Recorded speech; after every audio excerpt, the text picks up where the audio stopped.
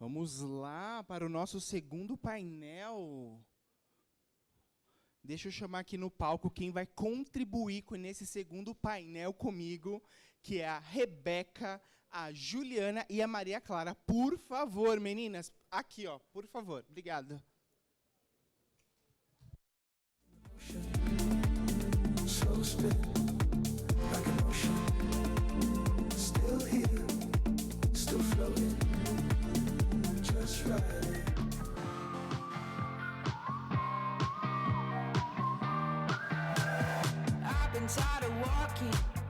Obrigado, meninas. Bom dia.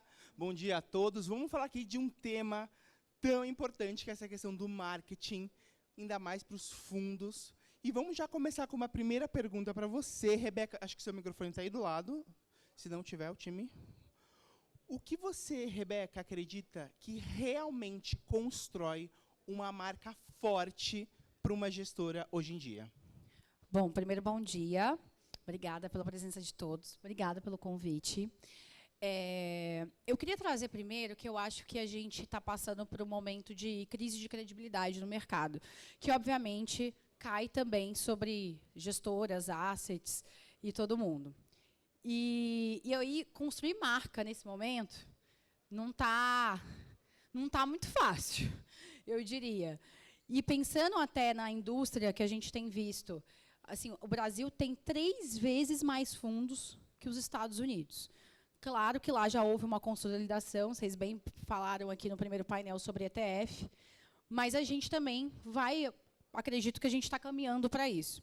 E construir marca neste cenário de crise de credibilidade e de consolidação, marca vai ser a bússola do alocador, do investidor, para saber escolher que asset que ele vai alocar. E aí eu acho que tem 3 pilares aqui. Performance. Gente, não dá para a gente fazer marketing, a gente, enquanto comunicadora da asset, se não tiver performance.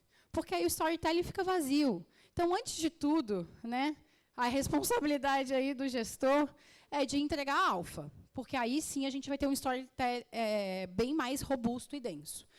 O segundo ponto é confiança, transparência. Não tem mais, não dá. Tem que falar a verdade, a gente tem que se comunicar de uma forma correta, a gente tem que colocar, e aí entra no terceiro ponto, que é processo e rigor técnico. Eu acho que se você construir esses 3 pilares, com performance, com verdade e transparência, com rigor técnico, processo, né, a gente consegue criar uma marca melhor, que no meio dessa fragmentação que é a indústria, a gente consegue dar mais visibilidade, tirar a asset do caos, que é essa fragmentação, eu diria.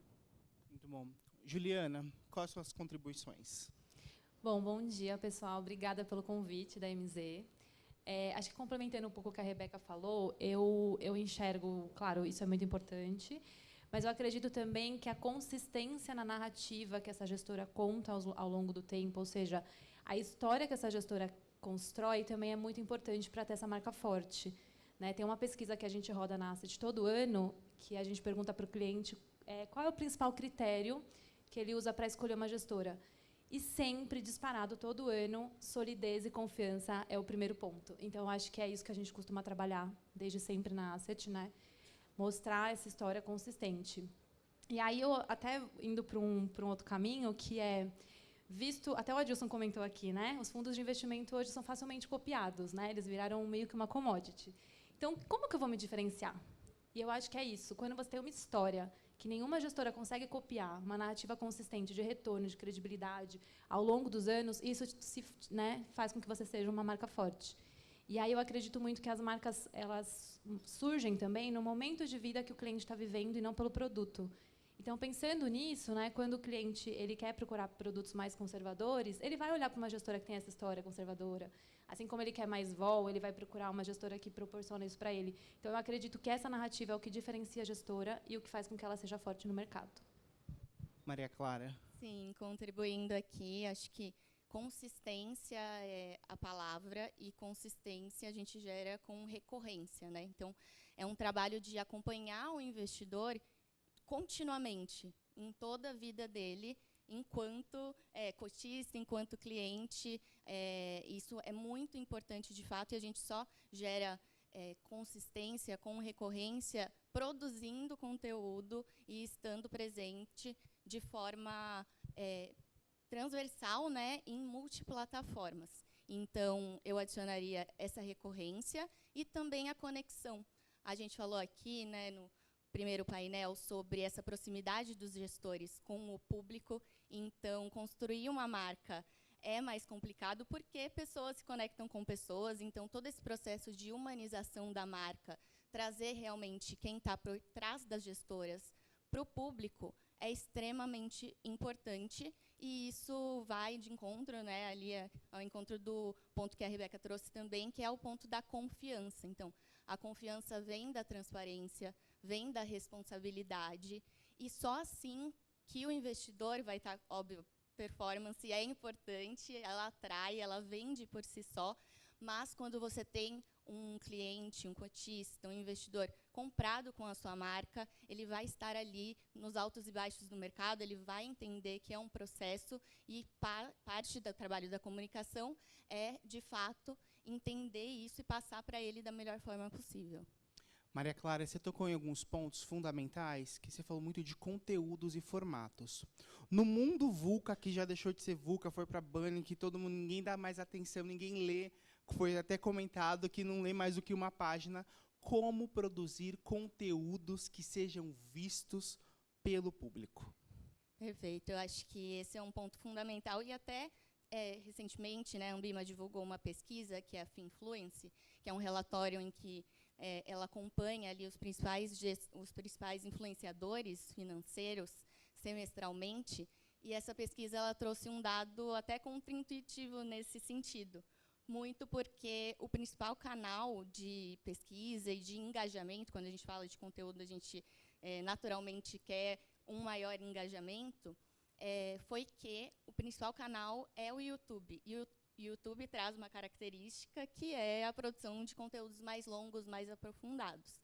Isso é contraintuitivo, porque a gente vive nesse mundo em que a gente está competindo ali na rede social pela atenção, pelo entretenimento da pessoa que vai ali consumindo diariamente ou nas suas pausas o conteúdo como um todo, mas mostra que o investidor ele realmente tem buscado outros tipos de formatos de conteúdo mais aprofundados para tomar a sua decisão de investimento, o que não exclui os outros conteúdos, outros tipos de formato, outras plataformas em geral, porque a gente tem que estar onde o investidor está. Então, o mesmo público, você não atinge, na verdade, o mesmo público de forma transversal em todas as plataformas, né? Cada público vai ter ali a sua preferência, vai ter a pessoa que vai consumir os vídeos mais curtos no Instagram, que você conecta de uma forma, vai ter a pessoa que vai se aprofundar via YouTube, que quer um conteúdo mais denso para tomada de decisão, e vai ter a pessoa que vai ler todo o e-mail marketing que você mandar para ela, porque ela realmente tem ali você como um favorito e sabe que você está entregando conteúdo com relevância. Então, eu acho que o conteúdo que funciona é o conteúdo que responde às dúvidas reais do investidor. Juliana? Vou até aproveitar um gancho da Clara. Essa mesma pesquisa dos Finfluences, ele trouxe um dado super legal, que o conteúdo mais buscado em rede social, o que mais gera engajamento hoje, é sobre fundo de investimento. E eu acredito que isso está muito ligado à falta de educação financeira, ao não conhecer o produto. As pessoas não conhecem. É um produto mais difícil de vender, no final do dia, né? A gente tem um desafio maior aqui, quanto gestora, de traduzir esse produto. E aí, olhando para isso, eu enxergo que hoje um formato que performa muito bem, principalmente nos nossos canais, nos nossos números, são conteúdos educativos. Então, quando eu dou algo para o cliente, né, visto esses, é um espaço grande que a gente tem de ensinar, de trazer esse conteúdo. Então, eu acredito muito nesse conteúdo mais educativo. Olhando para a nova geração também, tem uma pesquisa da McKinsey super legal, que eles falam que a nova geração ela é a mesma que assiste o TikTok, de segundos, mas maratona uma série por 10 horas. Então, eles querem conteúdos que façam sentido para ele. Então, se meu conteúdo fizer sentido, for o que o cliente quer assistir, ele vai assistir um vídeo longo no YouTube. Então, a gente trabalha muito com o YouTube ainda. Hoje, o nosso YouTube é o maior assim, de asset. A gente tenta munir ele bastante com conteúdo educativo. E aí, um outro formato que eu acho que é muito importante a gente olhar é o WhatsApp. O WhatsApp ele gera menos atrito mental para o cliente, porque está no dia a dia, já é a ferramenta que ele mais utiliza. Então, eu acho que estar no WhatsApp hoje faz toda a diferença. E o WhatsApp traz um upgrade ainda, que é criar comunidade. Então, eu consigo separar o meu nicho, né, o meu público dentro da Asset, de institucional, plataforma, varejo, em grupos no WhatsApp e comunicar de forma mais personalizada. Então, eu acho que é isso, a gente dá mais para o cliente, então, por meio de conteúdo educativo e usar uma ferramenta que está mais acessível para ele. Eu acho que a gente consegue entregar mais confiança e credibilidade também. Rebeca, deixa eu adicionar algo a mais. Como fazer esse conteúdo que a Juliana mencionou de uma forma que seja interessante para o público? Bom, antes de te responder, eu queria, antes de falar também sobre o formato, falar um pouco do público que a gente deveria colocar esse conteúdo.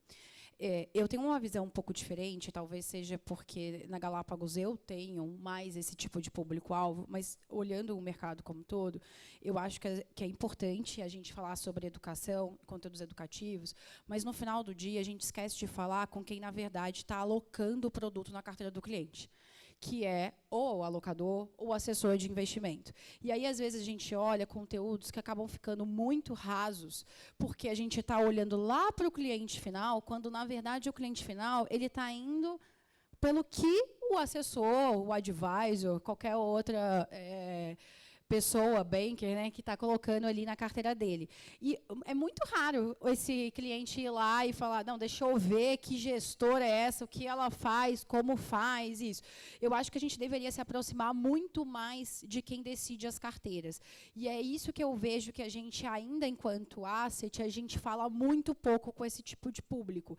A gente fala já no final da jornada, que é em evento. Mas ele precisa de um conteúdo educacional também. Só que um conteúdo educacional muito mais denso, né? Muito menos o que é, né? E mais por que alocar isso nesse momento, como. Então, eu acho que a gente... Eu vejo muito que é mais para o alocador o conteúdo. E aí, falando do formato, que é um pouco da pergunta, eu acho que, assim, tem formatos e formatos, a gente precisa testar. Eu acho que o marketing é muito sobre isso, né? Teste AB. O YouTube tem sido uma plataforma que tem voltado com tudo, realmente, para a gente aprofundar os conteúdos, mas você precisa gerar a conversa antes, né? Assim, gerar essa curiosidade. E aí a curiosidade, e eu vou dar um exemplo, um pouco, por exemplo, do nosso último lançamento, que nem foi um fundo, foi um ETF, e a gente lançou a conversa através de uma ação que era física, né, na Faria Lima, que gerou uma conversa com um influencer dentro das redes sociais, e que isso fez com que as pessoas fossem num canal para, de fato, entender o que era produto. Então, eu acho que não existe o conteúdo. A gente acaba que a gente excluiu um pouco, colocou aqui só as redes sociais em geral, mas eu acho que o conteúdo ele tem que estar permeando a jornada física e digital, para a gente poder amplificar a voz. Então, a nossa estratégia, por exemplo, foi meter 5 motos, né, na entrega de ETF de renda fixa. A gente falou, a B3 está entregando o ETF de renda fixa. E meteu umas motos na Faria Lima, e todo mundo, o que é isso, o que é isso, o que é isso? Aí vai na rede social, tem um vídeo, aí vai num site, tem um negócio, aí um influencer famoso posta, porque vê que isso vai gerar engajamento para ele. Então, é como a gente transforma o que a gente quer falar em todo esse ecossistema para gerar atenção, que é justamente o nosso tema, né, escassa, e a gente continue essas conversas ao longo do dia, e não aquele conteúdo que a gente postou hoje e amanhã ele morreu. Hoje, a jornada do marketing ela não é mais linear, né? Então, ela é não linear, começa e termina em vários canais, em várias formas. Com base no que você falou, como a gente vai conseguir, então, metrificar o sucesso de uma ação de outra, sendo não linear o ciclo? Então, eu acho que tem diversos KPIs que a gente pode utilizar, mas uns são baratos, outros custam mais, né? Se a gente for falar de marca, quem pode fazer e que tem maturidade para fazer, obviamente, uma pesquisa de marca vai ajudar a gente ver se a marca está ali, né, top of mind, pelo menos ela está gerando barulho. Mas a maior parte das gestoras não tem recurso, né, forte de marketing.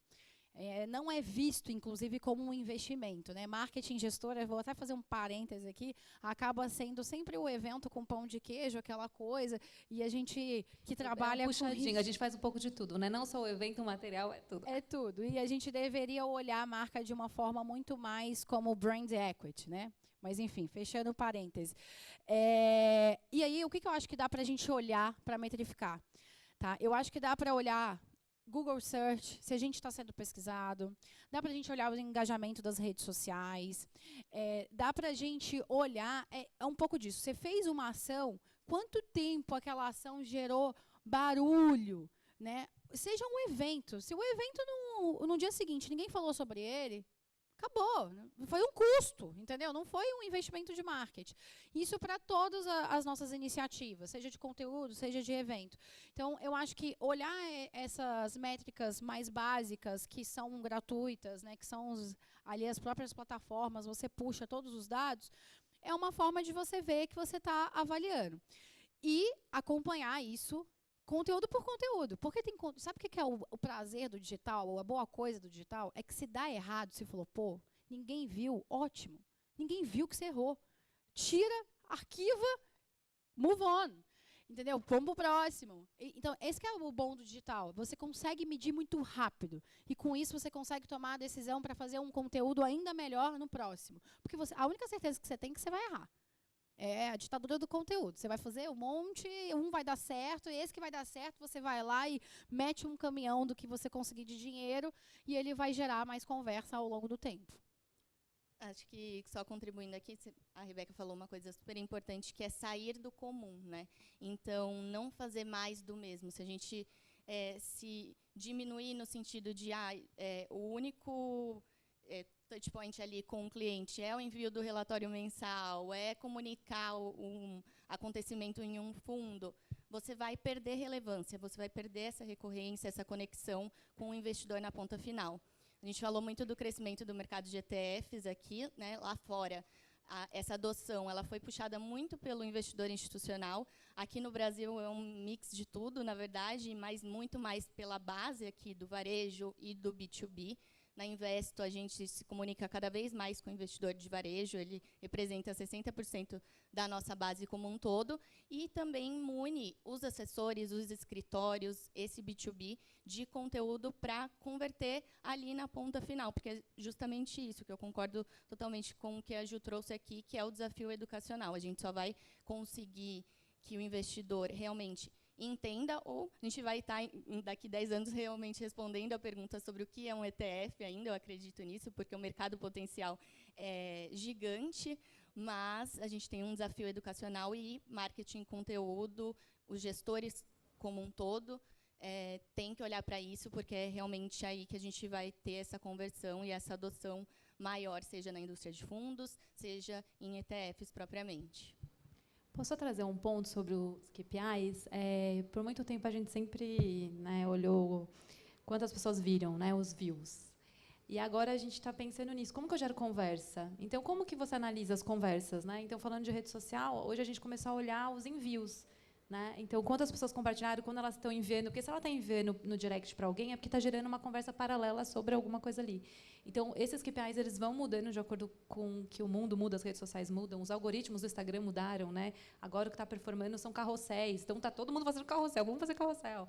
E também o carrossel é legal porque eu até acredito que ele está performando melhor, porque ele tem mais espaço para ser um pouquinho mais profunda, porque hoje os nossos posts são rasos. Né? E aí o YouTube está ajudando a gente a voltar com essa profundidade, eu acho que é muito importante. Por muito tempo a gente fez aqueles vídeos de 1 minuto, e em 1 minuto você não consegue ensinar educação financeira. Né? Mas é isso. Obrigada. E como equilibrar as estratégias? Você comentou um pouquinho já, Rebeca, de estratégias sobre como fazer esses elementos. E como equilibrá-las da melhor forma, do marketing mais agressivo, olhando toda essa questão de compliance, a questão de regras e o que pode e o que não pode fazer, e um pouquinho ali de tráfego pago. O que você tem visto dessa questão, Rebeca?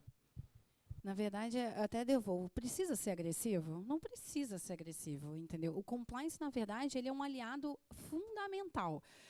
Porque ele traz justamente o que o mercado precisa agora, que é confiança e transparência. Agora, claro, você precisa trabalhar do lado do compliance, que às vezes a gente vai fazer uma comunicação e ele fala, não, essa palavra aqui tá bom. Então, se a gente usar essa, o que você acha? Aí ele, não, pode. Então, o marketing e o compliance tem que ser melhores amigos e não inimigo. Eu acho que a gente tem que parar de colocar o compliance nessa caixinha de, ai, meu Deus, ele não deixa eu fazer nada. Não, dá para fazer, chega com a ideia e aí ele vai discutir com você o que dá e o que não dá para fazer. Não já, ai, não, porque não dá.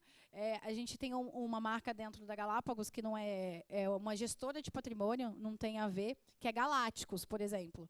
E a Galácticos, eu tenho muita dificuldade com algumas questões de compliance, porque eu não posso usar os nossos... Mesmo que um cliente assine, e ele é uma figura, é um galáctico, é um astro, a gente tem muita dificuldade de usar ele como uma imagem, porque, querendo ou não, é um fim comercial. E aí o pessoal fica louco, não, mas como que a gente tem que usar? A gente tem que usar. E o compliance, não. Mas aí a gente, não, peraí, dá para usar assim, dá para usar assado. Então, sempre tem, mas eu acho que o compliance, ele é amigo. Ele vem para trazer confiança, que é um dos tripés principais de construção de marca. Não, eu só ia complementar que eu concordo totalmente. Acho que marketing e compliance andam lado a lado, e você citou um ponto super importante, que não é somente no final, depois de que tudo está pronto, o conteúdo está pronto, a peça está pronta, que você vai pedir uma aprovação. Não, eu acredito muito que ele entra também na produção de conteúdo, já no dia a dia, para a gente não ter retrabalho propriamente, e para estar em compliance com todo o regulador, né, ele realmente está cada vez mais de olho. A gente vê, são mais de 800 também influenciadores de finanças monitorados pelo órgão, então, realmente, isso é um tema em voga e super importante para as gestoras como um todo, mas eu concordo com o que a Rebeca falou, que é um processo contínuo de comunicação e entendimento. Então, a gente tem checklists, a gente garante, né, que todos os disclaimers estão ali, estão sendo seguidos, porque só assim também você constrói essa transparência e confiança do investidor.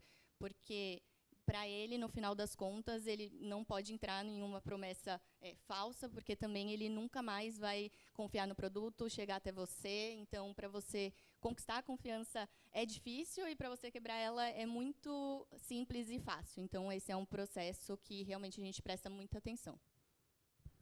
Olha, eu comecei minha carreira no compliance da Asset, tá? Então, eu acho, como elas falaram, é um aliado, né, sem sombra de dúvidas, para que a gente faça uma comunicação transparente, não gere uma conclusão equivocada do cliente, para não prejudicar a imagem. Acho que perfeito tudo que elas colocaram. É fundamental, ainda mais no cenário hoje, com esse monte de coisa que a gente tem visto na mídia, um monte de influencer falando besteira. O compliance é importante estar olhando para isso, né? A Ambima está fazendo um trabalho sensacional de olhar para os influencers, de tentar controlar, de trazer certificação para os influencers. Eu acho que isso vem para somar no mercado, e a gente tentar não enganar, não trazer alguma conclusão equivocada para o cliente. Eu acho que é importantíssimo. E como trabalhar com esses influencers, e se vocês trabalham, compartilhar um pouquinho da experiência? Olha, meu sonho é ter influencer na Bradesco Asset. Por enquanto, a gente ainda tem algumas barreiras do banco, né? Eu acho que eu sou a que vem do bancão aqui, e aí nós temos um marketing muito hierárquico, né? Então, eu acho que hoje o influencer é fundamental para falar com a marca. As pessoas não querem mais falar com a marca, as pessoas querem falar com pessoas, elas querem indicação de amigos. Eu acho que o influencer, ele é fundamental nesse cenário, né? É muito diferente quando eu faço um post no perfil da Bradesco Asset e um post no perfil do CEO. O CEO é nosso influencer, né? Ou de qualquer outro funcionário. O engajamento, a conversa, a interação é muito maior, né? Então, eu acredito que é fundamental. Né? A entrega, tudo, porque as pessoas querem ouvir pessoas, não querem ouvir marca. Então, hoje, a gente trabalha o time, né, da Bradesco Asset como influencers. A gente tem vários. O time de comunicação está até aqui, meu time, eles ficam ajudando a galera a fazer conteúdo, a gente fica indagando, porque como eles estão no dia a dia na correria com 1000 tarefas, às vezes não tem tempo de pensar, a gente fica ali, né? Vamos fazer um conteúdo. Mas vocês criam ali uma rota, um cronograma para essas pessoas chaves? Sim, sim. A gente costuma acompanhar a agenda de eventos, né? E ajuda provocando. Vamos fazer um post. Ou, às vezes, ele nem sabe, a gente já está fazendo um ali e só manda, sua foto, o que você acha? Vamos fazer alguma coisa assim? A gente ajusta, senta junto para discutir o texto. Enfim, eu acho que é muito importante, porque é aí que a gente consegue gerar conversas realmente, né? Ainda mais sendo um grande banco, né? Então, é difícil. Perfeito. Atualmente, na Investo, a gente não tem também nenhum influenciador contratado, mas a gente usa muito o nosso time comercial como as caras ali, né, de quem está no dia a dia, com os clientes, com essa personificação, né, e humanização da marca como um todo. Já trabalhei também com influenciadores em outras instituições que percorri aí, né, agora já fazem 6 anos na área de marketing e comunicação como um todo, 10 anos de mercado financeiro, então acompanho de perto essa evolução. E é isso, porque pessoas se conectam com pessoas. Então, quanto mais a gente consegue se aproximar e ter um produto realmente eficiente, que tem diferencial, que tem diversificação, quando a gente fala também aqui do caso dos ETFs, a gente vê uma conversa também muito orgânica nas redes sobre isso. Então, influenciadores que realmente confiam ali no trabalho e fazem esse trabalho ali para o seu público, o seu nicho, trazendo informação e sendo, né, subsidiado de informação com o que a gestora aqui do nosso lado traz a público. Então, por isso é tão importante, né, porque a gente tem tanto o investidor cliente final, os influenciadores que também buscam conteúdos para munir a sua base, e o próprio cliente institucional, né, B2B também, que faz isso e esse papel como um todo. Eu queria separar entre business influencers e influenciadores, né?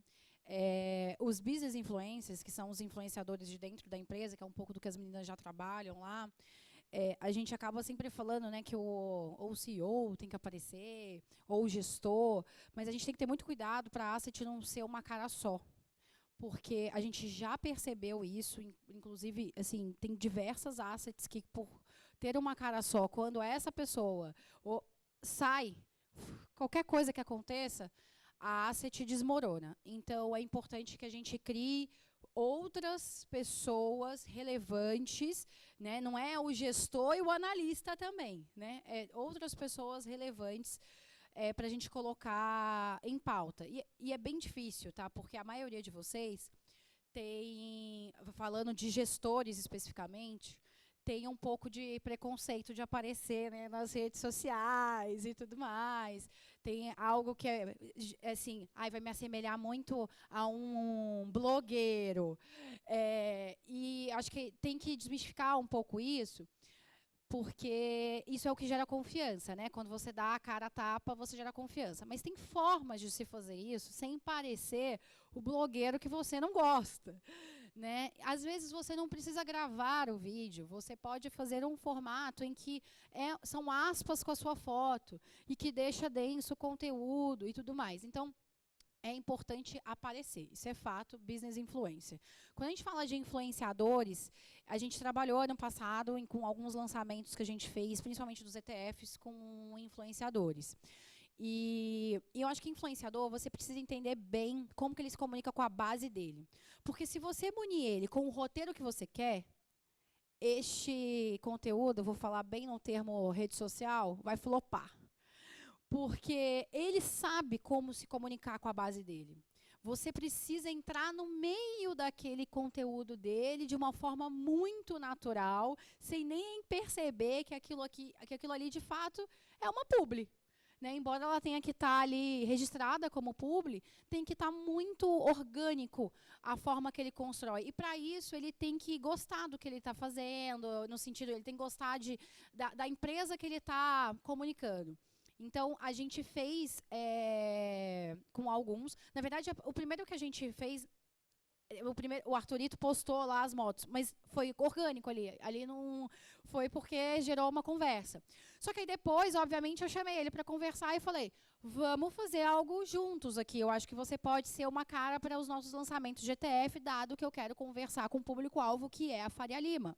E a Faria Lima, né, o que eu estava falando dos alocadores, dos assessores de investimentos e tal, segue o Arthurito.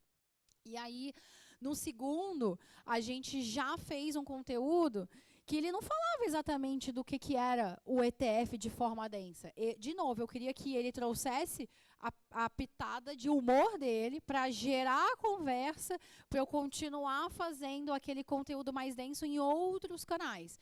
Então, entender como que o influenciador, parar de pautar demais o influenciador. Teve um influenciador que eu conversei, ele falou assim, tem um grande banco que toda vez que me contrata, eu tenho que, assim, explicar minimamente nos detalhes do que eu vou falar.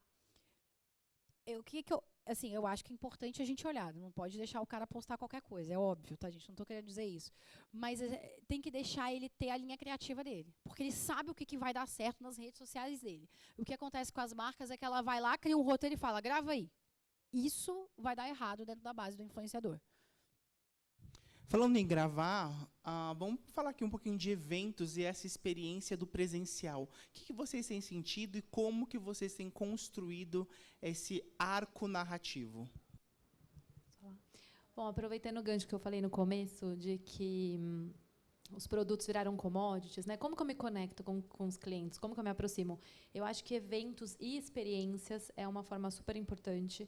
É um momento que eu consigo trazer conteúdo relevante para o meu cliente, então eu consigo montar um evento pensado ali, trazer pessoas relevantes de mercado, então munir ele e também gerar conversas, gerar relacionamento, pensar nos mínimos detalhes, como que aquele evento vai conectar de forma emocional com o cliente, que de alguma forma vai gerar uma lembrança, uma conversa.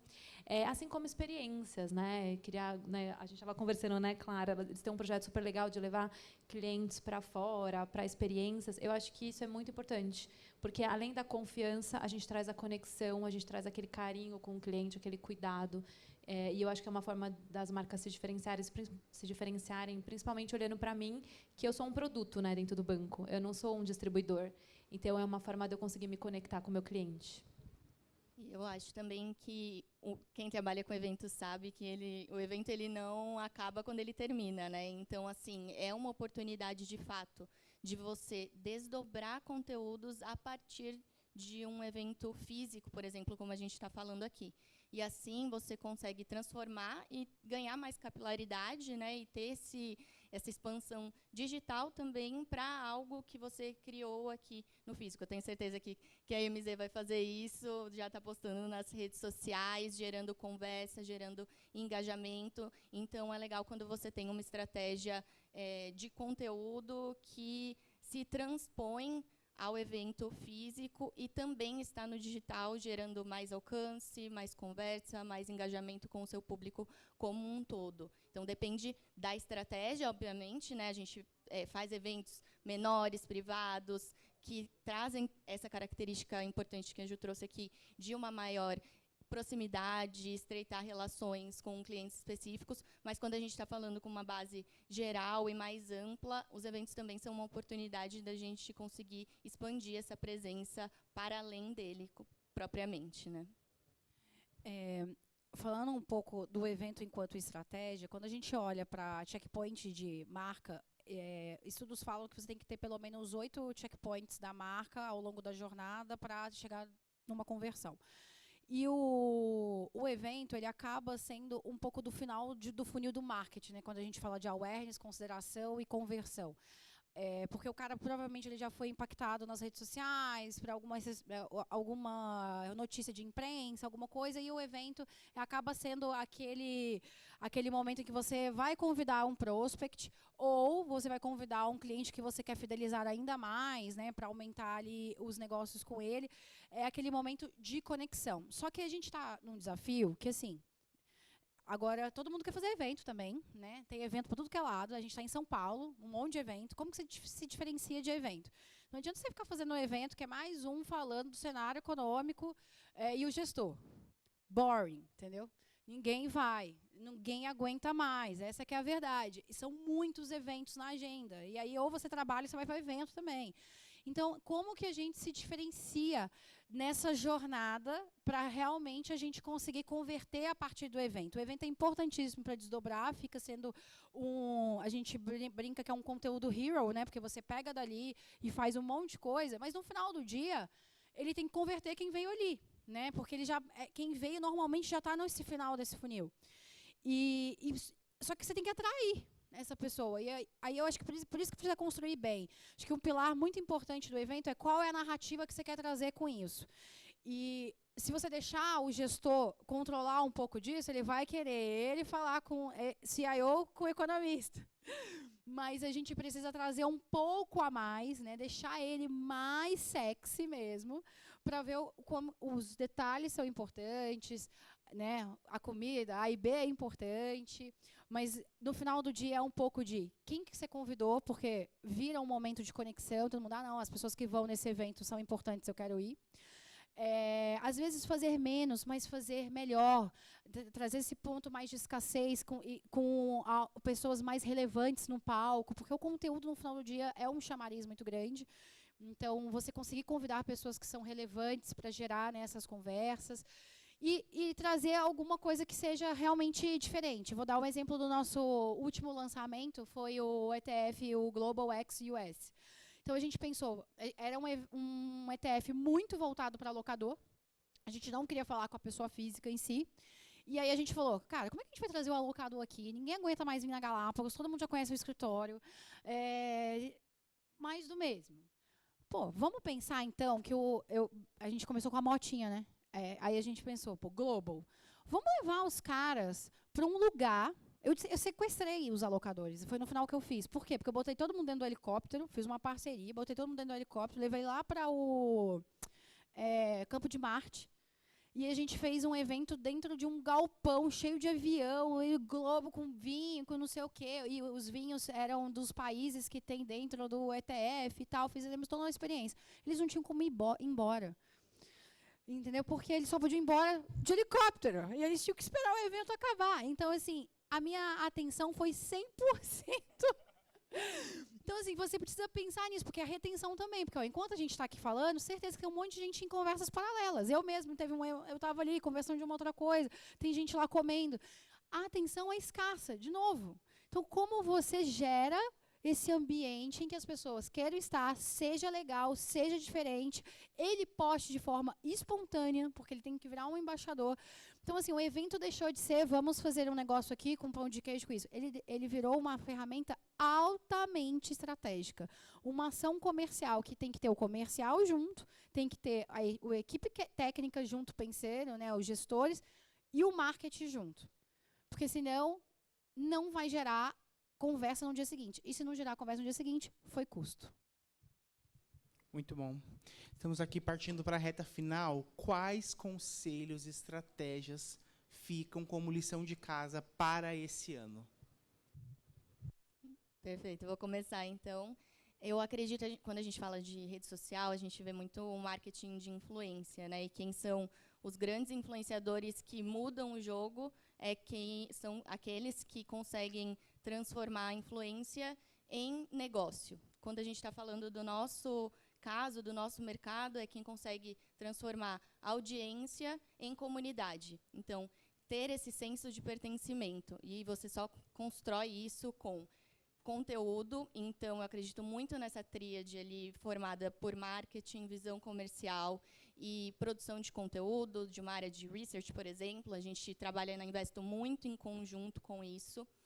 E traz para o investidor esse senso de pertencimento e confiança no negócio da gestora como um todo. Então, eu acredito que a gente tem que trabalhar muito relacionado com comunidade, porque comunidade é aquilo, converte. E é o que a gente quer, no final do dia, fazer com todos os nossos clientes e investidores. Bom, olhando para esse universo de excesso de conteúdo, todo mundo saturado, é uma competição pela atenção, né? A pessoa agora, os algoritmos mudaram, porque as pessoas que escolhem o que elas querem ver, enfim. Olhando para esse universo de muita tecnologia, tudo muito IA já no universo, robotização, eu acredito que o humano é um novo luxo. Então, você conseguir fazer um evento exclusivo, como a Rebeca comentou com o cliente, esse é o diferencial. Então, eu acho que, para concluir aqui, eu acho que a gente tem que usar a tecnologia a nosso favor. Ela traz dados, análise do cliente, ela potencializa, ela hiperpersonaliza, mas a gente não pode esquecer do humano, do one-on-one, daquela reunião no escritório, do cuidado que você tem de receber o cliente, do sorriso. Eu vi uma pesquisa falando que a tendência para 2026 é sorrir, porque as pessoas pararam de sorrir. Então, eu acho que essa questão do humano mesmo, do acolhimento, é um pilar que a gente está olhando bastante em todo o nosso trabalho. Então, a gente está olhando para dentro, revisando tudo que a gente faz e tentando repensar mesmo como eu trago essas experiências exclusivas. A gente já fez um evento super legal, que a gente transformou uma praça pública num espaço para evento. Também é isso, você sai do óbvio, e aí você traz uma experiência exclusiva para aquela pessoa que, com certeza, vai ficar guardado ali no emocional dela. Então, eu acredito que é isso, a gente focar no humano e a inteligência indo ali como um suporte. Eu quero retomar quando eu falei que a gente está vivendo hoje uma crise de credibilidade no mercado, né? Porque todo dia que a gente abre a rede social e qualquer veículo tem uma notícia da Faria Lima, né? E aí eu acho que para 2026 a tendência, isso tudo eu concordo com elas, mas olhando no que está acontecendo agora, e a gente vai viver inclusive eleições no meio disso tudo, acho que para 2026 eu acho que a tendência é ser verdadeiro, autenticidade, confiança, parar de boostagem. Não tem, assim, vamos parar de vender rentabilidade a qualquer custo e vamos olhar para o cliente. Acho que o mercado financeiro, as instituições, no geral, elas sempre, para fazer marketing, elas olham muito para elas e elas ficam sempre querendo falar que elas são as maiores, que elas têm tantos trilhões, que elas isso, que elas aquilo. O que isso gera para o cliente? Gente, a gente tem que começar a olhar para o cliente. A gente está vivendo uma crise de credibilidade no mercado. E a gente precisa se perguntar o que a gente está entregando de valor no final do dia. Porque toda vez que a gente abre, a gente vê que o cliente está assim, ele não sabe mais se ele vai ficar no banco X, na corretora Y, se ele compra o fundo assado, se o assessor é bom, se o assessor é ruim. Então, assim, a gente precisa parar e olhar, voltar para o cliente e tirar o ego que a gente está muito, né? Somos a casa, a melhor, a maior, a mais robusta de todas. E o que isso gera para o cliente final? Então, eu acho que a gente precisa... 2026, para mim, vai ser um ano de humano, né? Autenticidade, confiança, falar a verdade, parar de falar de si mesmo para falar o que o cliente precisa ouvir. O que ele quer ouvir, não é o que ele precisa ouvir, o que ele quer ouvir, né? Muito bom, ficaria horas falando aqui com vocês. Muito obrigado pela participação, viu? Obrigada. Obrigada.